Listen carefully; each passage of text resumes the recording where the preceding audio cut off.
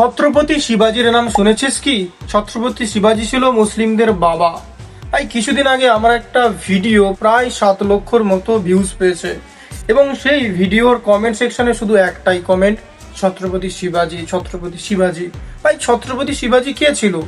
তিনি একজন রাজা ছিলেন, আর তিনি যেই সমস্ত যুদ্ধগুলো করেছিলেন সেইগুলো হিন্দু ভার্সেস মুসলিম ছিল না। যদি শিবাজি হিন্দু ভার্সেস মুসলিম যুদ্ধ করত, তাহলে শিবাজি নিজের দেহরক্ষী মানে বডিগার্ড হিসাবে কেন রাখতেন সিদ্দি ইব্রাহিমকে, যিনি একজন মুসলিম ছিলেন? এবং শিবাজি মহারাজের প্রধান সেনাপতিদের মধ্যেও যেমন নৌবাহিনীতে ছিল অধিকাংশ মুসলিম, তার হেডও মুসলিম ছিল। আর অপরদিকে যদি আমরা দেখি মুঘলদের পক্ষে, তো মুঘলদের পক্ষেও ছিল একজন যেমন রাজা জয় সিং ছিল, আরও ছিল চন্দ্ররাও মোরে। এরা শিবাজির বিরুদ্ধে যুদ্ধ করেছিল, এরা তো হিন্দু ছিল।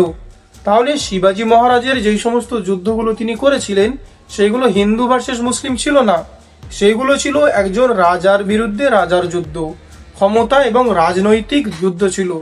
তো যারা জানো না, হোয়াটসঅ্যাপ ইউনিভার্সিটি থেকে জ্ঞান অর্জন করেছো, তারা একটু ভালোভাবে ইতিহাস পড়ো, তারপরে কমেন্টে এসে কমেন্ট করো।